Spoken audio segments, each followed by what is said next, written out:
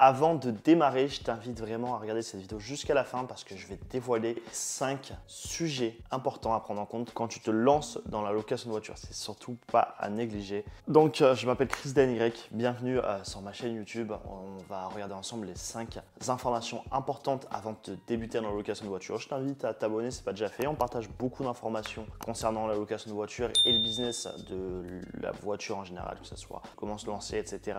Dans différents types de business. Il y a également des essais automobiles si toi ça peut t'intéresser. Donc voilà, allez on commence tout de suite. Erreur numéro 1, négliger la réglementation. Effectivement, il y a beaucoup de possibilités à l'heure d'aujourd'hui pour faire de la location de voiture, que ça soit passer par de l'achat automobile. Donc ça c'est la solution la plus simple, on va dire sur le papier, parce qu'il faut quand même avoir beaucoup de trésorerie, avoir beaucoup d'argent, surtout en fonction de la gamme de véhicules qu'on veut sortir. La deuxième option, il va y avoir les leasing, donc leasing automobile, que ça soit dans les différents réseaux constructeurs, etc.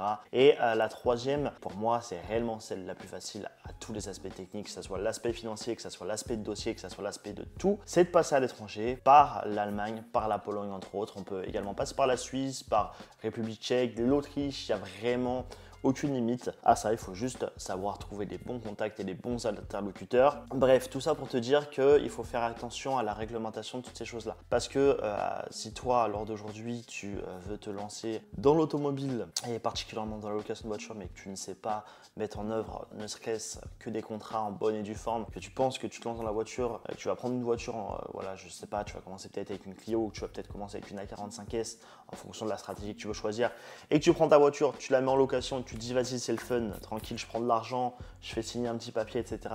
Bah j'ai qu'une chose à te dire, c'est pas bon mon gars, c'est pas bon. En fait, il va falloir avoir des contrats de location en bonne et due forme, donc déjà avoir une première feuille de contrat, après il va falloir aussi avoir des articles qui te protègent, etc. que tu fais signer à ton client. Voilà, c'est pas la fête, il faut vraiment faire les choses de manière carrée et précise, sinon tu vas te retrouver dans des ennuis, dans peut-être des contrôles par la police, des contrôles par la justice, c'est pas mal de choses, et tu vas te retrouver sans contrat en bonne et due forme, et derrière ça tu vas te prendre peut-être des amendes, peut-être des risques d'emprisonnement dans les cas les plus extrêmes en fonction de ce qui peut se passer. Donc je t'invite vraiment à regarder ça. Également les assurances, voir avec qui tu travailles. Si par exemple tu passes par de l'achat ou du leasing, savoir trouver des bonnes assurances. Si tu passes par l'étranger, il y a des solutions, les véhicules sont déjà assurés, et il faut certainement des fois des complémentaires, pas dans la majorité des cas, mais il en faut des fois. Donc voilà, il faut savoir faire tout ça. Là on va parler du coup de la deuxième chose très importante à connaître avant de se lancer, la mauvaise gestion de ta flotte. Si tu sais pas gérer ta flotte, tu vas être dans une merde pas possible. Il y a plusieurs étapes quand tu vas gérer ta flotte. Tu as l'étape numéro 1 déjà, savoir commencer par les bons véhicules. Peut-être une A45S, peut-être une RS3, peut-être un RSQ3, peut-être une 135i, peut-être une Mini. Beaucoup de choses comme ça, beaucoup d'éléments à prendre en compte. Les autres choses qu'il va falloir aussi prendre en compte quand tu vas gérer ta flotte, c'est aussi savoir gérer tout ce qui est réservation, tout ce qui est départ. Je te donne un exemple. Au moment où tu vas regarder cette vidéo, on est au mois d'août, tu as peut-être une réservation pour octobre. Savoir réserver un véhicule pour octobre, c'est une chose, mais il faut le noter, il faut savoir réellement être précis dans tes calculs de date, parce que tu peux te retrouver à planter ton gars d'octobre qui t'a déjà versé un acompte, tu vois ce que je veux dire? Donc voilà, il faut être vraiment précis dans ce que tu fais, quitte à peut-être diminuer un petit peu tes échelles de réservation en août. Accepte de prendre peut-être des réservations jusqu'à mi-septembre au début si tu n'es pas expérimenté dedans. C'est des petits éléments comme ça qui peuvent te faire perdre de l'argent et perdre pas mal de choses. Donc voilà, c'est assez important. Information numéro 3, et celle-ci, je pense que c'est l'une des plus essentielles avec la dernière, c'est ne pas te former quand tu veux faire de la location de voiture. Alors, je suis formateur automobile, vous n'êtes pas sans savoir, je vous fais des vidéos gratuitement, etc. Mais je suis également là pour vous accompagner si besoin. Mais ne pas se former, finalement, c'est l'une des choses, pour moi, les plus graves que tu peux faire. Je vais m'expliquer, tu vas comprendre pourquoi. Parce qu'à l'heure d'aujourd'hui, on est sur un marché qui est de la location de voiture. Tu as peut-être l'impression, toi qui regardes cette vidéo, que c'est simple, que c'est un business simple, c'est juste prendre une voiture, faire remplir un contrat, la vérifier, repartir, etc. Mais oui, ok, sur le papier, c'est ça, tu as peut-être loué une voiture, je sais pas, chez Leclerc Location, chez Sixt, sur Getaround, Drivey, ou peu importe finalement par où tu es passé, tu es peut-être passé déjà dans une agence de location même qui fait ce type de business de location de voiture de sport, et tu as vu le gars faire et tu t'es dit mais vas-y, tranquille, c'est facile comme métier. Et ouais, peut-être que c'est facile comme métier sur les aspects classiques et basiques comme ça, hein, de faire un départ-retour, mais encore une fois, départ-retour, c'est pas juste checker la voiture, beaucoup d'éléments à prendre en compte, savoir vérifier les éléments, du coup les organes vitaux de la voiture, les organes usuriers, si je peux dire ça comme ça, tout ce qui est plaquettes, tout ce qui est disque, savoir vérifier aussi bien tout ce qu'il faut dans la voiture, voir s'il n'y a pas de trous, de boulettes, des choses comme ça, s'il n'y a pas du coup un souci au niveau de l'ordinateur de bord, s'il n'y a pas un souci au niveau du châssis, savoir vérifier des choses bien précises, si la voiture n'a pas été repeinte. Tu vois, c'est plein d'éléments que peut-être que tu vas négliger parce que tu penses connaître la location de voiture sur le bout des doigts. Et encore une fois, c'est pas de ta faute, c'est juste que voilà, c'est une croyance. Mais te former, c'est super important. Aussi sur d'autres éléments, parce que la location de voiture ne s'arrête pas qu'à ça. Je vais revenir sur les points d'après, mais c'est savoir trouver des clients, c'est savoir communiquer, c'est savoir aussi trouver les bons partenaires. Finalement, tous les aspects que je te donne dans cette vidéo. Si tu te formes pas et si tu n'as pas les bons contacts, tu peux très vite perdre de l'argent ou tu peux très vite tout simplement faire couler ton business et ou ne jamais tout simplement débuter parce que c'est assez difficile. Le point numéro 4, alors c'est l'avant-dernier point, du coup, des choses à connaître avant de se lancer.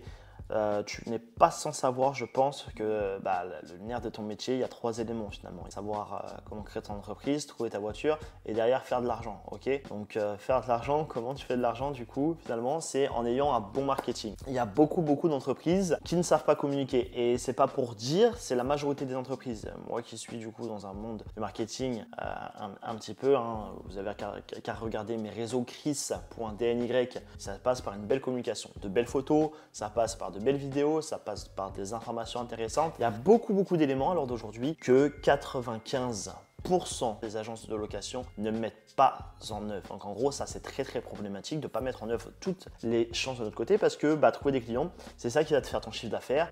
Savoir communiquer, c'est ça qui va te faire ton chiffre d'affaires. Et ça, je vous rassure, c'est pas lié que à la France. Il y a certaines très bonnes sociétés qui le font très bien. Mais il y a d'autres sociétés en France, la majorité des cas ne savent pas faire du marketing, ne savent pas faire des réseaux sociaux. Et que ça soit même en Espagne. Moi, j'habite à Marbella en Espagne. Là, je suis en Paris au moment où je tourne cette vidéo. En Espagne, il y a beaucoup de personnes qui ne savent pas communiquer et je vous jure que c'est totalement pourri de ne pas savoir communiquer. Tu ne veux pas pouvoir savoir comment communiquer, tu as des éléments, tu peux regarder des vidéos YouTube sur comment communiquer, sur comment faire du marketing de base ou également voilà, lors de mon programme d'accompagnement, si toi ça t'intéresse, on t'accompagne sur toutes ces choses-là, sur tous les éléments, aspects techniques, que ce soit Google, Insta, YouTube, Snapchat, etc.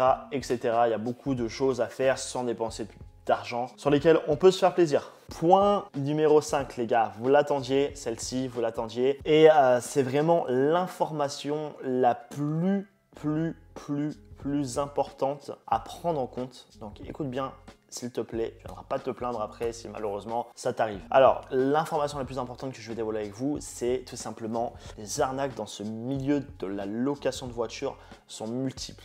Vous avez des arnaques à tous les niveaux si vous n'êtes pas prémuni par rapport à ça. Si vous ne savez pas faire les choses, vous allez vous faire couler en 5 secondes, que ça soit à votre départ, que ça soit pendant, que ça soit après. Il y a trop d'éléments à prendre en compte qui sont trop importants. On va commencer par les éléments de départ. Les éléments de départ, vous allez commencer à vous faire arnaquer à partir de quel moment? Vous allez vous faire arnaquer par éventuellement des formateurs, des pseudo-formateurs. Vous avez beaucoup de formateurs finalement qui ne montrent jamais leur visage. Moi, je suis l'un des gars qui montre mon visage. J'ai aussi pas mal de témoignages avec des élèves. Vous allez pouvoir aussi voir, comme je vous ai dit, sur ChrisDny, mon Instagram, aussi du coup pas mal d'informations par rapport à tout ça, sur les élèves que je partage, etc. Vous voyez ma vie au quotidien. Mais bref, la majorité des formateurs à l'heure d'aujourd'hui ne montrent pas leur visage, vous ne savez pas qui c'est, vous promettent des prix alléchants, vous avez beaucoup de choses qui sont un peu bizarres, vous ne pouvez pas les rencontrer en vrai. Moi, vous voulez me voir avec plaisir, on va se faire un resto, on va se faire un café, avec grand plaisir, mais la majorité des personnes, vous ne pouvez pas le faire. Donc ça commence par là, vous allez pouvoir vous faire arnaquer sur des formations que vous allez payer peut-être des fois plusieurs milliers d'euros,